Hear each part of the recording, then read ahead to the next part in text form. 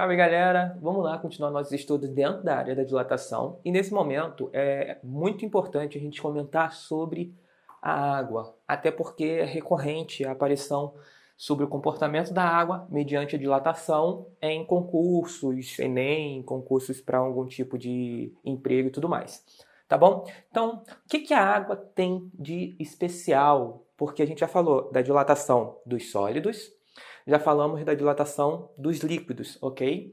Ainda vamos falar da dilatação ali, entre aspas, dos gases, ok? Mas o que a água tem de especial que vale a pena ser comentado agora? Primeiro, a água, como a gente chama direto água, a gente imagina ela logo no seu estado líquido, correto?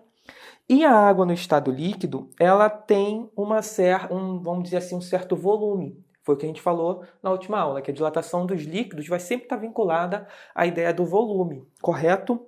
Só que, quando a gente começa a diminuir a temperatura, de acordo com que tudo que nós estudamos, seja para sólido ou seja para líquido, ao diminuir a temperatura, a gente espera que o volume diminua, certo? Vai estar associado à dilatação. Aumenta a temperatura, o volume aumenta, diminui a temperatura, o volume diminui. Correto? Só que quando a gente diminui a temperatura, no caso da água, em algum momento ela vai congelar, correto?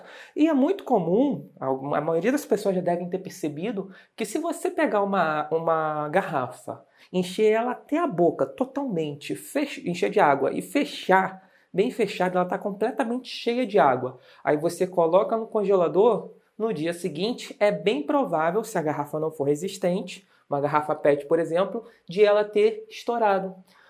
O que aconteceu? A gente diminuiu a temperatura, mas o que aconteceu com a água é que ela aumentou o volume. Por que isso acontece? A água ela tem um comportamento anômalo. Ela não segue a risca, ela segue em parte, ela não segue a risca a regrinha de baixar a temperatura e volume diminuir. E por que isso acontece? Bem, a gente tem que ter na cabeça sobre a composição dos materiais, de modo geral, correto? A princípio, todo material, tudo que existe ao nosso redor, seja o ar, seja o plástico, seja nós mesmos, são compostos de átomos. Aí a ideia de átomos estende para moléculas e tudo mais. Mas vamos ficar com a seguinte ideia. Tudo é composto por bolinhas, ok? Existem diferentes tipos de bolinhas e essas bolinhas vão dar origem a diferentes tipos de materiais. Mas a ideia é que tudo são bolinhas. Essa ideia vai ser o suficiente para a gente entender o comportamento anômalo da água, que é o seguinte. Essas bolinhas, elas estão conectadas, ok? Uma está conectada à outra, mas elas não estão encostadas. Quando a gente aumenta a temperatura, o que acontece é que essas bolinhas elas se afastam.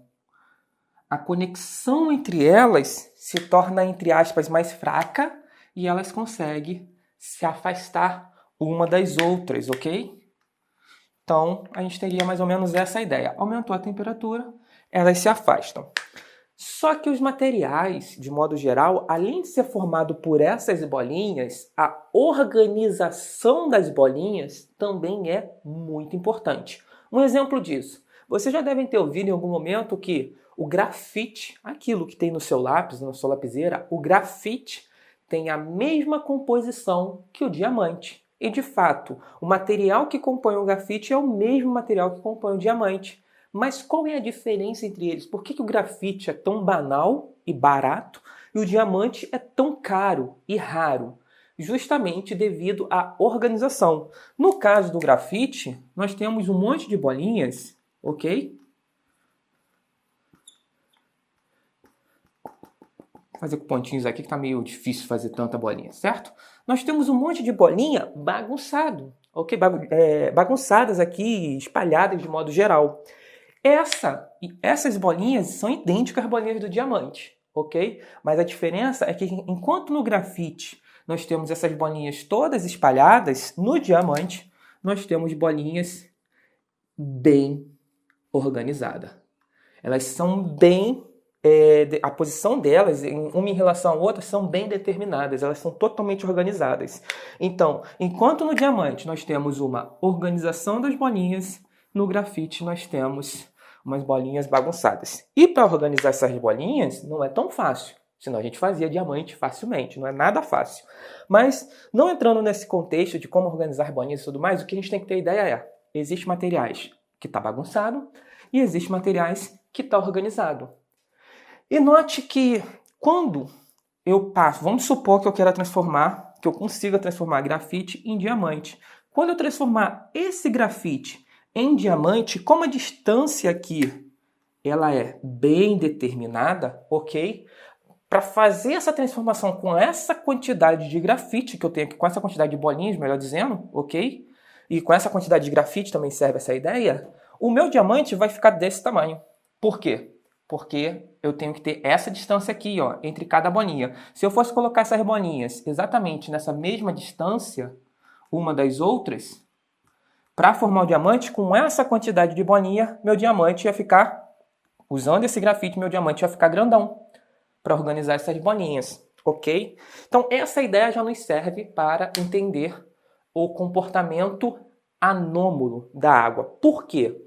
A água, no seu estado líquido, como qualquer outro líquido, isso é importante, qualquer outro líquido, nós vamos ter essa forma aqui. A água tem as suas bolinhas e as suas bolinhas elas estão espalhadas, ok? Bagunçadas ali de qualquer jeito. Tanto que eu consigo jogar as bolinhas para um lado, as bolinhas para o outro, e isso é a ideia de um líquido. Mas, quando eu pego e começo a esfriar a temperatura, a água ela passa por um processo de cristalização. Ela se transforma num cristal. O que é um cristal? Cristal é aquele material que tem as suas bolinhas organizadas. Existem vários tipos de cristais. O diamante é um cristal, ok? Existem outros. O sal também é um cristal, o sal de cozinha. Ele também é um cristal, só que é um cristal pequenininho e não é tão raro, mas é um cristal. Porque a definição de cristal não é ser caro, não é ser raro. E sim, a definição de cristal está associada a essa ideia das bolinhas estarem organizadas de alguma maneira, ok? Isso é importante. Então, quando eu pego a água e começo a baixar a sua temperatura, ela passa por um processo de cristalização. E a cristalização é uma organização dessas bolinhas. Quando as bolinhas se organizam, essencialmente, como elas impõem uma certa distância uma das outras, aquelas que estão, ó, essa aqui está muito perto dessa. Então, o que vai acontecer com essa daqui? Ela vai se afastar, ela vem para cá. Ah, essa daqui está muito perto dessa. Elas começam a se afastar para poder se organizar. Isso acontece com a água exatamente a partir de uma temperatura. Como assim? Digamos que eu tenha água a 25 graus Celsius, ok? É uma temperatura ambiente, uma temperatura comum. Nesse momento, a água está com as suas moléculas bagunçadas. Quando eu começo a diminuir a temperatura até 4 graus Celsius, ok? Até 4 graus Celsius, a água ela vem diminuindo o seu volume. As bolinhas elas vão se aproximando uma das outras. Mas quando chega em 4 e vai até a 0 graus, nesse momento, se eu continuar baixando minha temperatura, é onde ocorre o processo de cristalização. E aí, nesse momento aqui, a partir dessa temperatura até 0, ao invés da água diminuir o seu tamanho, ou seja, ter uma dilatação onde vai diminuir o seu tamanho, correto? Aí vai aparecer o comportamento anômalo. Ele aparece exatamente entre 4 e 0 graus. O que isso quer dizer? Entre 4 e 0 graus, ao invés de diminuir, a água vai aumentar o seu tamanho. Então é muito comum a gente ver alguns gráficos relacionados à água, onde a gente tem o seguinte. O que a gente vai ter é o seguinte. Imagina que eu tenho um gráfico aqui do volume, ok? Aqui é o volume em função da temperatura. De modo geral, se a gente pensar na dilatação, quanto menor a temperatura, menor é o volume. As coisas vão diminuindo de tamanho. Então, se eu pegar aqui, por exemplo, um volume qualquer, aqui é um volume qualquer, que eu vou chamar de V1. Ok? É um volume qualquer. É interessante, lá no primeiro ano a gente aprendeu que o